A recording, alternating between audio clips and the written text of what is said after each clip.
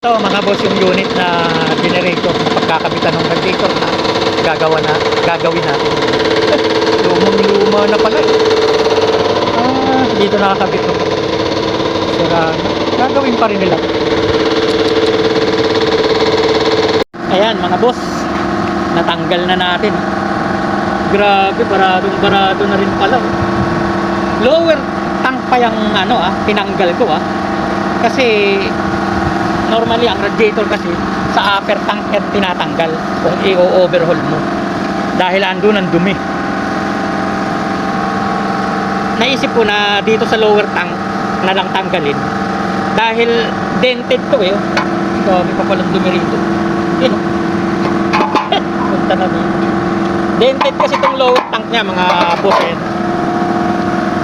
At saka ito yung rubber damper na yung pinagkakabitan ng rubber damper, ayan, dyan nakalagay yan.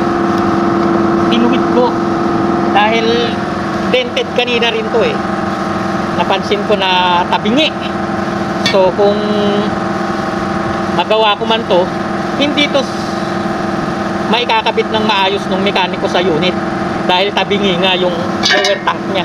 So gagawin ko rin yan, kaya lower tank ang naisipan kong tanggalin. Ayan dented, di ba?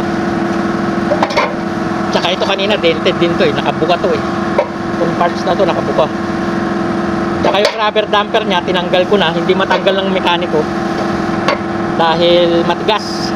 Papalitan ng bago yun eh. So ando na, dinala ko na sa mekaniko. Tinanggal ko para makabili siya ng bago, maka-order. So ayan, natuwid na siya o kanina balik ko to eh. So tapos na tayo dyan. Dito naman tayo sa tangke bago natin lilinisin tong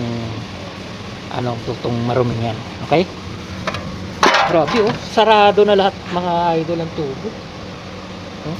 Siguro pag start nito mga 10 minutes lang overheat. O baka hindi pa abutin ng 10 minutes mag overheat na kagad yung makina eh. Sarado na lahat So ayan, stock na yan eh. Yung unit niyan kasi stock doon sa farm.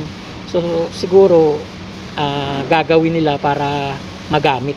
Isipan ipagawa para magamit. So far maganda pa naman yung core niya.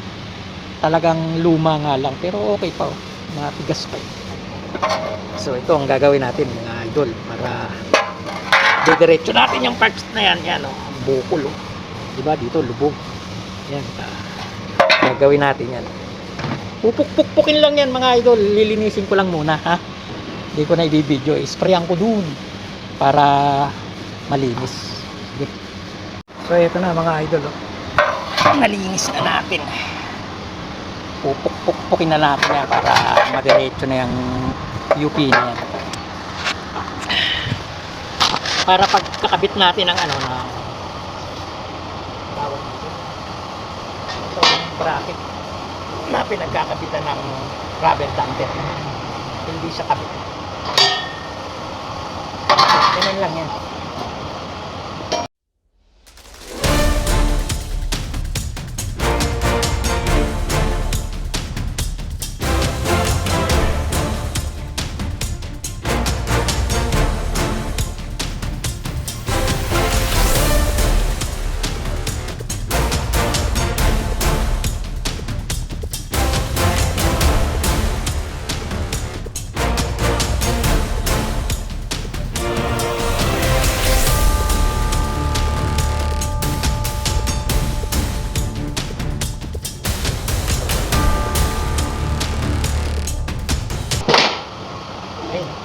Diretso na siya diba?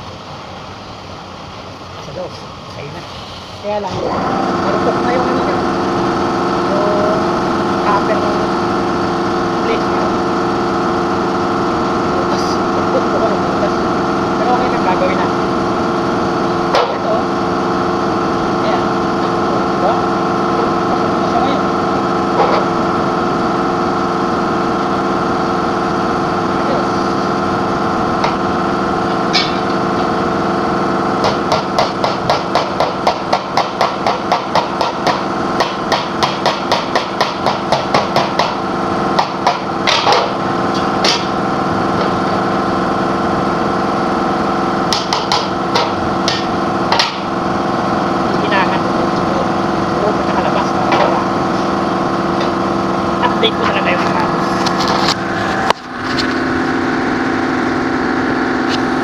ang update mga boss, oh. Nalinis na natin. Nakita nyo naman kanina kung gaano kadumi yung header plate nito, di ba? Ngayon, puti na. Yan eh, hindi mo agad-agad mapapakapit yung tingga kapag talagang hindi mo siya lilinisin ng mabuti. At kapag hindi kumapit yung tingga, natural, leak ang mangyayari dyan. So ngayon, ito na lang ang gagawin natin. Pero siguro, itong 4 na butas dito. Pero bukas ko na itutuloy dahil ayan ang oras, oh. Mag-uuwi na kami hanggang alas 4 lang kami. So ito yung ginawa ko maghapon, saka kapal ng dumi nito, dito ako natagalan sa paglilinis dito. Hindi mo mapapakapit yung tingga na yan kapag hindi mo talaga siya lilinisin ng mabuti. Pero nakita nyo naman yan, bumalik sa original, sa pagka-brand new. Okay? At yung tangke naman, ito na yung tangke, nagawa na rin natin. Ayan, oh. Ito yung tangke niya, oh. Oh. Di ba? Diretso na, hindi na yupi, oh. Binaklas ko rin yan. At nilagyan ko pa ng suportang tingga sa loob, yan. Para hindi siya mas mabutas kagad-agad. Kasi marupok na yung part na to, eh. So yan, ready na yan para ilagay ko na lang yan bukas. Ikakabit ko na yan bukas. Patutuluin ko yan kasi inugasan ko ngayon dahil may flux o yung zinc chloride na pinanlinis ko nga. Paalisin natin para hindi siya binasa ko at pinatutulo ko para hindi siya mag-corrosion. Okay? So update ko na lang kayo bukas mga boss para malaman natin yung pagkakabit ko. Salamat sa makakapanood.